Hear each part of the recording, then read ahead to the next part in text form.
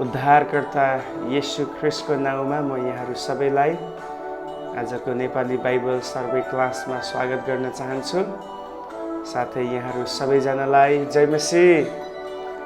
प्रभुको नामको महिमा भएको होस्। उहाँले एउटा अर्को अवसर हामीलाई प्रदान गर्नुभयो कि हामी उहाँको चरणमा आइकन उहाँको वचन सिक्ने र आफैलाई उहाँको वचनको अगाडि निहाल्ने अवसर उहाँले प्रदान गर्नुभयो।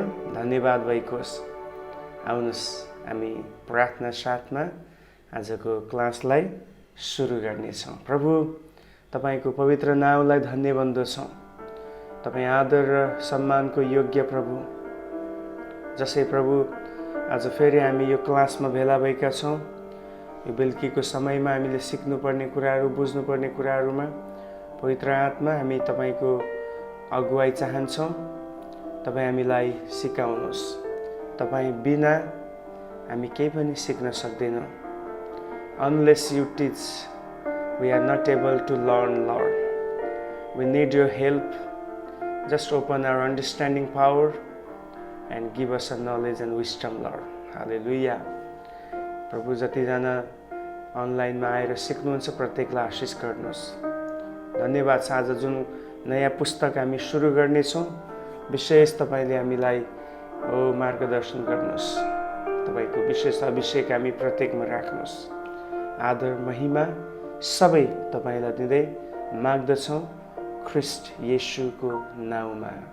आमेन आमेन। सो हामी अगमवक्ताहरूको पुस्तकमै छौँ अनि म आशा गर्छु यहाँहरूको लागि यी कुराहरू सिक्ने र बुझ्ने, नयाँ कुराहरू जान्ने अवसर हुँदैछ। आज हामी यशायाको पुस्तकमा जानेछौँ। One of the major prophet in the Old Testament is the book of Isaiah, the prophet Isaiah. Okay, पुरानो नियमको एकदमै मुख्य अगमवक्ता भनेर हामीले चिन्ने अगमवक्ता हो यशाया अगमवक्ता। यशायाको समयकाल हामीले विचार गर्यो भने 740 देखि 686 को बीचमा उनले के गरेका थिए? सेवकाई गरेको हामी पाउँदछौँ। 740 देखि 686 सम्मको समयमा उनको सेवकाई हामी देख्दछौँ। अनि विशेष गरी यशायाले अलिकति पृष्ठभूमि, खास गरी यसमा पृष्ठभूमि बुझ्नु धेरै खाँचो छ। यशायाले सेवकाई गर्दाखेरि यहुदामा 4 जना राजाहरूको नाम बताइएको छ। यानि कि 4 जना राजाहरूले शासन गर्दाखेरि अगमवक्ता यशाया त्यहाँ थिए। ओके, लगभग उनले कति समय शासन गरे, कति समय सेवकाई गरे त? अब 40 देखि यता घट्दै आउनु 40 वर्ष त्यो भयो। 1686 देखि उता 14 वर्ष भनेपछि 54 वर्ष अगमवक्ता यशायाले एकदम लामो समयसम्म सेवकाई गरेका थिए। लगभग 54 वर्ष उनले सेवकाई गरे। अनि उनको समयकालमा, यो 54 वर्षको पिरियडमा यहुदामा 4 जना राजाहरू थिए। 4 जना राजाहरू हेर्नुहोस् है त, म पढ्नेछु। यहुदाका एकको एकमा, यशाया एकको एकमा यहुदाका राजाहरू उज्जिया, पहिलो तपाईँले अन्डरलाइन गर्नु होला बाइबलमा, उज्जिया, दोस्रो योताम, तेस्रो आहाज र चौथो हिजकियाका शासनकालमा यहुदा र यरुशलेमको विषयमा आमोजका छोरा यशायाले देखेका दर्शन। ओके, भनेपछि यहाँ 4 जना अलग अलग राजाहरू यहुदामा थिए। अब यो राजाहरूको बारेमा तपाईँले अलरेडी सिकिसक्नु भएको छ। जुन चार्ट तपाईँले पाउनुभयो, यो चार्ट धेरै इम्पोर्टेन्ट छ। यसलाई हल्का नलिनु होला। यदि तपाईँले त्यसलाई राम्रोसँग बुझ्नु भएको छैन, अझै एकचोटि त्यो भिडियोमा जानुहोस्, त्यसलाई बुझ्नुहोस्। म त भन्छु एउटा नोट बनाउनुहोस्। राजा, उनले कति वर्ष सेवा गरे, उनको बाइबल सन्दर्भ कहाँ छ र त्यो बाइबल सन्दर्भमा खोजेर पढ्नुहोस्। तपाईँ एकदम क्लियर हुनुहुन्छ। ओके, किनभने हरेक अगमवक्ताहरू, हरेक बाइबलमा पुरानो नियममा भएका घटनाहरू, विशेष गरी अगमवक्ताको पुस्तक सम्बन्धी घटनाहरू राजासँग कनेक्टेड छ। जहिले पनि डेट आउँदाखेरि राजाको समयकालसँग जोडेर आउने गर्दछ। त्यसैले त्यो बुझ्नु जरुरी छ। अब तपाईँ यो बुझ्नुभयो 4जना राजाहरूको बिचमा समयकालमा उनले सेवा गरे। अब यशाया अगमवक्ताले दर्शन देख्दाखेरि 740 BC भएको थियो। त्यसको बारेमा अलिकति पढिहाल्नु। 6 अध्याय यशाया 6को 1 पदमा हामीले पढ्यो भने त्यहाँ हामी पाउँछौँ। म पढ्दैछु। उज्जियाह राजा मरेको वर्षमा मैले परमप्रभुलाई अग्लो र उच्च सिंहासनमा विराजमान हुनुभएको देखेँ। उहाँको वस्त्रको छेउले मन्दिरै ढाकेको थियो। ओके, अब याद गर्नुहोस्, यहाँ एउटा राजाको नाम आएको छ। त्यो राजाको नाम के हो? उज्जिया। उनको अर्को नाम अजर्याह पनि छ, अजर्याह या उज्जिया। अब यो राजाले शासन गरेको समयकाल हामीले विचार गर्दाखेरि उनले 732 देखि 740 सम्म उनले शासन गरेको हामी पाउँदछौँ। ओके, अनि यो समयमा चाहिँ विशेष गरी उनको समयमा चाहिँ उनी एक प्रकारले, अब यो राजा मरेको किन मर्यो त? पहिलो त यो प्रश्न आयो नि, होइन? किन यो राजा मर्यो, किन प्रभुले यो राजालाई प्रहार गर्नुभयो भन्ने प्रश्न आउँछ। त्यसको कुरा यो छ कि यो राजामा चाहिँ एक किसिमले घमण्ड थियो। सरी, मैले तपाईँलाई डेट अलि यहाँ मिस्टेक भयो। 792 देखि 740 वर्षसम्म उनले शासन गरे। अब 792 देखि 740 घटाउनुपर्छ, होइन? कति वर्ष आउँछ याद गर्नु होला तपाईँले, घट्छ जहिले पनि। 92 देखि 91, 90 हुँदै 40 मा आउँदाखेरि लगभग 52 वर्ष उनले के गरे? शासन गरे। यानि कि एउटा सफल राजा थिए। 52 वर्ष 52 इयर्स शासन गर्नु भनेको यो एउटा सफलतालाई देखाउँछ। तर समस्या के भयो? जब उनी सफल भए, लगभग उनको जीवनको आखिरी समयमा उनीभित्र एउटा अहङ्कार आउन थाल्यो। अनि उनी एक दिन मन्दिरमा गए र मन्दिरमा गएर उनले के गर्न थाले? त्यहाँ चाहिँ पुजारीले गर्नुपर्ने सेवाकाई हो, बलिदान गर्ने, पूजा गर्ने सेवा। उनी आफैले त्यो सेवा गर्नलाई हस्तक्षेप गर्न थाले। त्यो समयमा नै परमेश्वरले राजालाई प्रहार गर्नुभयो। उनको जीवनमा बिमारी आयो अनि उनी चाहिँ तुरुन्तै दरबारबाट निकालिनु पर्यो। अनि अन्तिममा 740 मा उनको मृत्यु भयो। हेर्नुहोस्, उनको मृत्यु भएको समयमा यता प्रभुले कसलाई बोलाउनु भयो? अगमवक्ता यशायालाई बोलाउनु भयो। अब यहाँबाट एउटा कुरा म तपाईँलाई बुझाउन चाहन्छु। जबसम्म हाम्रो जीवनमा घमण्ड, अहङ्कार मर्दैन, तबसम्म हामी प्रभुको दर्शन देख्न सक्दैनौँ।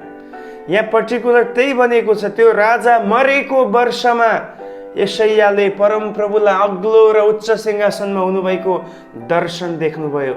He got a vision when the king Uzziah died. Okay, so उज्जियाले केलाई देखाउँछ? घमण्डलाई देखाउँछ। अनि आज यदि तपाईँ, if you want to see a vision, if you want to get a mission from God, if you want to see His face, then you have to kill your boast. You have to kill your pride. जबसम्म तपाईँ आफ्नो घमण्डलाई, अहङ्कारलाई खतम पार्नुहुन्न, तबसम्म प्रभुको दर्शन देख्ने कुरा तपाईँमा हुन सक्दैन। पर आज हामीलाई प्रभुको उपस्थितिमा जानदेखि रोक्ने वान अफ द थिङ भनेको त्यो हो प्राइड, घमण्ड। आज तपाईँको र मेरो घमण्ड केमा छ? रुपियाँ पैसामा छ, सुन्दरतामा छ, सफलतामा छ, आत्मिक वरदानहरूको कारणले हामी घमण्ड भएर फुलेका छौँ। हामीलाई केही आउँछ त्यसकारण हामी घमण्डी भएका छौँ।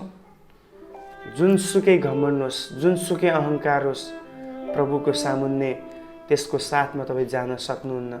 Unless you kill it, you cannot enter into the presence of God. So अगमवक्ता यशायाले दर्शन देखे एउटा राजा मरेको समयमा। अनि यो समय चाहिँ 740, याद गर्नुहोस्, 740 मा उनले दर्शन देखे। 740 मै उज्जियाको मृत्यु भयो। 700, अघि मैले तपाईँलाई डेट भनेको थिएँ, 92 उनले शासन सुरु गरे र 740 उनको अन्त भयो।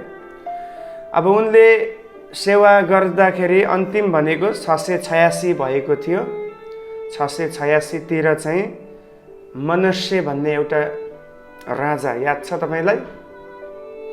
सबैभन्दा यहुदाको दुष्ट राजा, उनले चाहिँ अगमवक्ता यशायालाई चाहिँ करौतीले चिरेर मार्यो भन्ने कुराको इतिहासले बताउँछ। हिब्रू 11 को 37 पदमा लेखिएको छ, तिनीहरूमध्ये कति करौतीले चिरिए। अनि धेरै यहुदी इतिहासकारकहरूले भनेअनुसार, विशेष गरी यहुदी इतिहासकारकमा एसुबियस भन्ने एउटा फेमस एकदमै प्रचलित इतिहासकारक थिए। उनले धेरैवटा यहुदी इतिहासहरू उनले स्टडी गरे र उनले पत्ता लगाए। उनी एउटा स्कलर थिए। अनि उनले भन्छन् कि एसुबियसले भनेअनुसार मनस्यले चाहिँ के गर्यो, अगमवक्ता यशायालाई करौतीले चिरेर मार्यो भन्ने कुरा पाउँदछौँ। अनि यशायाको समयमा उनी सँगसँगै सेवा गर्ने अगमवक्ताहरू छन्। उनीहरू हो होशे, आमोस र मिका।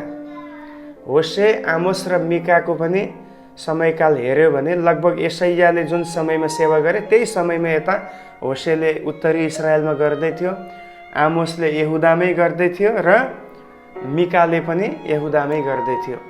ओके, अब एउटै समयमा 2-3वटा अगमवक्तालाई प्रभुले चलाउन सक्नुहुन्छ, त्यसमा केही फरक छैन।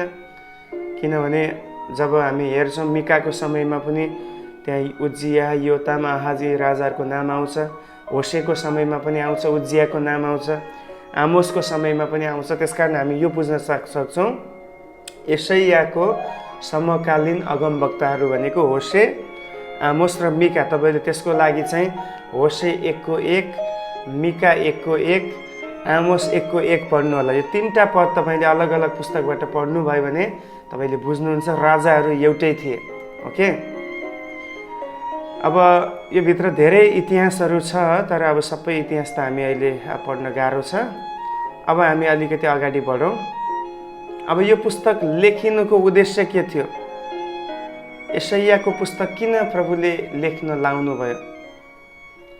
यो पुस्तक लेख्नुको उद्देश्य यो थियो, यहुदाका मानिसहरूलाई परमेश्वरतर्फ फर्किआउन र भविष्यमा मसीहद्वारा हुने उद्धारको विषयमा बताउनलाई यो पुस्तक लेखिएको हो। बुझ्दै हुन्छ? यहुदीहरूमाथि जुन दण्ड आउँदैछ त्यसलाई कसैले टाल्न सक्दैन अब, because God has decided to punish them through the Babylonian.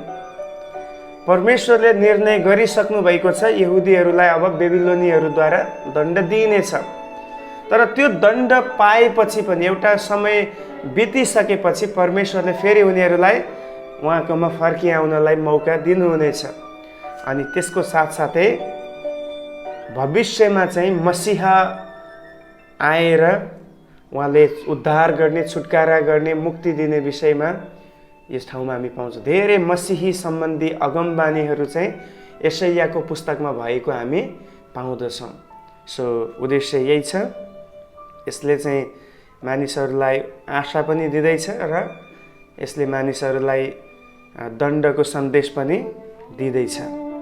अब यो पुस्तकको लेखक यशाया नै हुन् भन्ने प्रमाण के त भन्दाखेरि अघि 1 को 1 हामीले पढ्यौँ। आमोजका छोरा यशायाले देखेका दर्शन 1 को 1 मा त्यही लेखिएको छ। यहुदा र यरुसलेमको विषयमा आमोजका छोरा यशायाले देखेका दर्शन। सो यहाँ चाहिँ हामी दर्शन देखेको कुरा हामी पाउँछौँ। कसले? यशायाले। सो यशायाले देखेको कारणले गर्दा यो पुस्तकको लेखक स्वयं यशाया नै हुन्। अब यो पुस्तक लेखेको मिति, the written date of this book is, यसमा 2वटा मिति हामी देख्छौँ। 2टा मितिमा पहिलो चाहिँ छ 1 देखि 39 अध्यायसम्मका घटनाहरू चाहिँ लगभग 700 BC तिर लेखिएको थियो। ओके, 1 देखि 39 700 BC तिर। अनि अर्को 40 देखि 66 का कुराहरू चाहिँ लगभग उनको जीवनको आखिरी समयतिर 681 तिर लेखिएको अनुमान गरिन्छ। अब यहाँ किन दुईटा विभाजन आयो लेखनमा? वास्तवमा यशायाको पुस्तक यस्तो एउटा पुस्तक हो जसले पुरा बाइबललाई नै प्रतिनिधित्व गरेको छ। ओके, पुरा बाइबललाई नै यशायाको पुस्तकले के गर्दैछ? रिप्रेजेन्ट गर्दैछ। कसरी भन्नुहोस् त? पुरा बाइबलमा कतिवटा पुस्तक छ? 66 books are there in the Bible. So पुरानो नियममा कति छ? 39 पुस्तक भनेपछि 1 देखि 39 च्याप्टरले चाहिँ पुरानो नियमको कुरालाई देखाउँछ। अब 1 देखि 39 च्याप्टरमा के कुरा छ हामी पछि पनि हेर्नेछौँ, तर अहिले जस्ट एउटा जानकारी मात्रै गराउँदैछु। 1 देखि 39 मा चाहिँ खास गरी पाप र न्यायको विषयमा हामी पाउँछौँ। एक किसिमले यो एउटा सरो पोइन्ट हो, दुःखको बिन्दु यो हो 1 देखि 39। अनि पुरानो नियम पनि एक्ज्याक्टली त्यस्तै छ। पुरानो नियममा उद्धार सम्बन्धी केही काम भएको छैन। पाप गर्यो दण्ड मिल्ने थियो, उनीहरूलाई न्याय मिल्दै थियो, उनीहरू आशामा थिए कहिले मसीहा आउनुहुनेछ र छुडाउनु हुनेछ। They are in hope, they are waiting for the Messiah which is promises by God. So अनि दोस्रो चाहिँ 40 देखि 66। नयाँ नियममा कतिवटा पुस्तक छ? 27 वटा छ। 40 देखि 66 गर्दा 27 वटा आउँछ। नयाँ नियम अथवा 40 देखि 66 मा यहाँ के सन्देश दिएको छ भन्दाखेरि आशा छ, मसीहाद्वारा आउने छुटकाराका कुरा। अब त्यो समयमा यहुदीहरूको छुटकारा भनेको पर्टिकुलर हेर्दाखेरि चाहिँ त्यो समयमा चाहिँ उनीहरूलाई बेबिलोनदेखि छुटकारा पाएर आफ्नो देशमा फर्किआउने, फेरि देश पुनर्स्थापित हुने, फेरि सबै कुरा नर्मल अवस्थामा आउने सम्बन्धी छ भने अब हामी वाइडर कन्टेक्स्टमा हेर्दाखेरि चाहिँ त्यो चाहिँ नयाँ नियममा लागू हुन्छ। येशू ख्रिस्टको राज्य, उहाँले पृथ्वीमा शासन गर्ने कुरा, उहाँको शासनमा हुने शान्ति र आनन्दका कुराहरू बताइएको छ। सो पुरा यशायाको पुस्तकले पुरा बाइबललाई नै लिएको हामी पाउँदछौँ। ओके, त्यसकारण दुईटा डेट यहाँ आएको छ। अब यो पुस्तकको मुख्य व्यक्तिहरू भनेको पनि त्यही हो, यशाया हुन्। यशाया उनी अगमवक्ता हुन्, हैन? अनि त्यसपछि दोस्रो चाहिँ छ यो पुस्तकको मुख्य व्यक्ति भनेको उनका दुईजना छोराहरू पनि यहाँ आएको छ। एउटा चाहिँ जेठो छोराको नाम शार्याशुब भनिएको छ। शार्याशुब चाहिँ उनको जेठो छोरा, र दोस्रो चाहिँ एकदमै लामो नाम, बाइबलको सबैभन्दा लामो नाम भनेको चाहिँ म त्यसलाई यहाँ खोज्दैछु, पक्नुहोस् है त। उनको कान्छो छोराको नाम हो महेर शालल हाजबज। हेर्नुहोस् है, बाइबलमा भएको नामहरूमध्ये सबैभन्दा लामो नाम हो यो नाम। त्यो नाम के हो? महेर शालल हाजबज। ओके, महेर शालल हाजबज भन्ने नाम यहाँ आउँछ, उनको दोस्रो छोरा। अनि यो दुवैजना छोराहरूले चाहिँ केही सन्देश दिँदैछ। जब यो छोरा जन्मिँदैछ, यो छोरा जन्मिएदेखि यहुदीहरूको लागि, राजाहरूको लागि केही मेसेज त्यहाँनिर परमेश्वर थ्रो गर्दै हुनुहुन्छ। अब यहाँ चाहिँ विशेष गरी हामीले हेर्दाखेरि आहाज भन्ने व्यक्ति राजा छ यहुदामा, अनि उता इस्रायलमा चाहिँ रमल्याको छोरा पेकह राजा छन्, अनि अराममा चाहिँ रसिन राजा छ। 3 वटा राजाहरू छन् है त्यहाँ। आहाज यहुदामा, पेकह उत्तरी इस्रायलमा, र रसिन चाहिँ यता अरामको राजा। अब यहाँ के समस्या हुँदैछ भन्दाखेरि यो सबै हिस्ट्री छ, यो बुझ्नु समय लाग्छ। अब बाइबल सर्वेमा सबै कुरा खुलासा गर्न मुस्किल छ, तपाईँले पछि पढ्नु होला।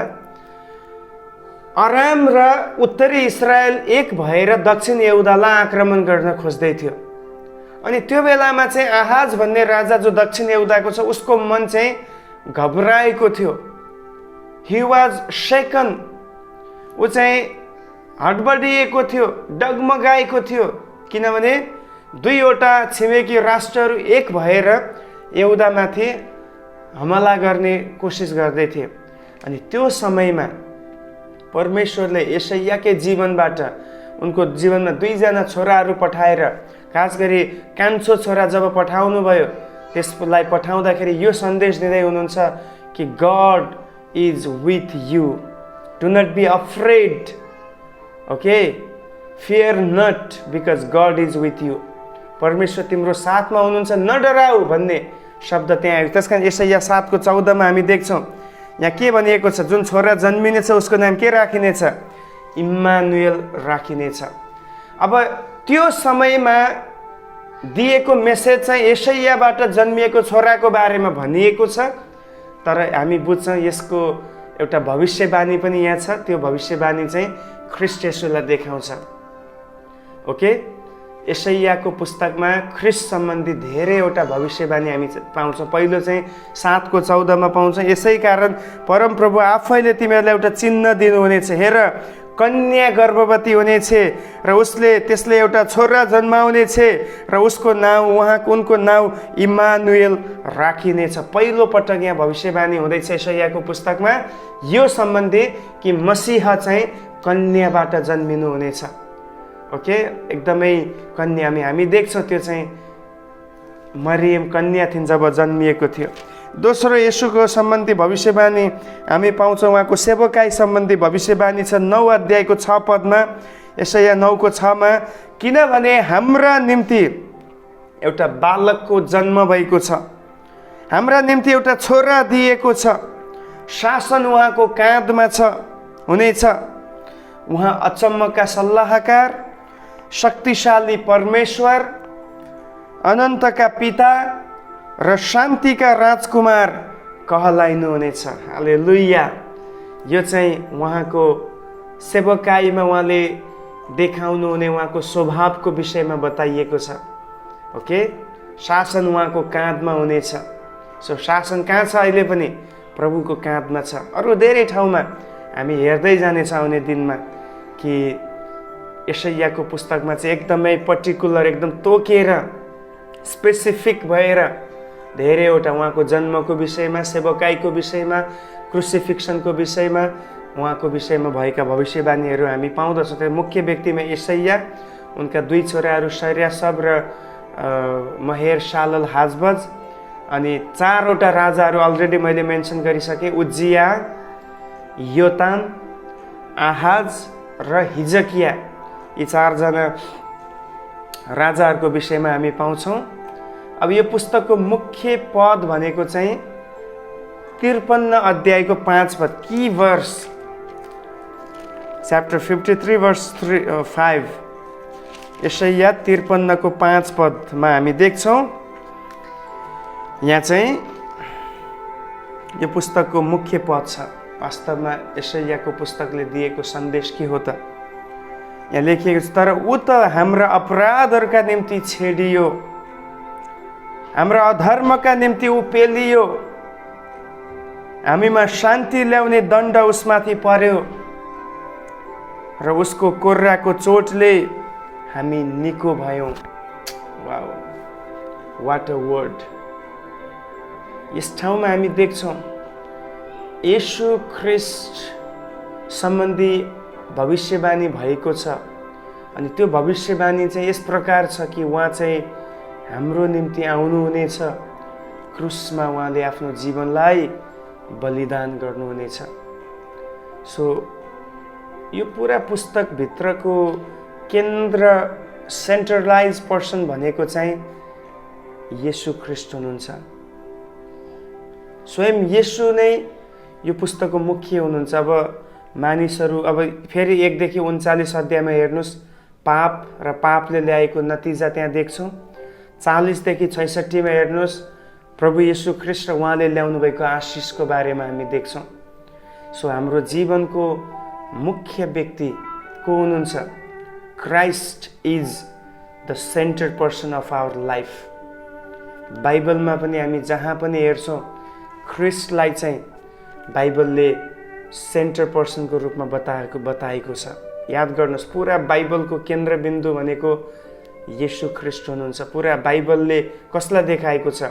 येशूलाई देखाएको छ। येशू ख्रीष्टको स्थान चाहिँ मुख्य स्थान हो, बीचको स्थान हो। त्यसकारण त उहाँ जन्मिँदा कहिले जन्मिनु भयो?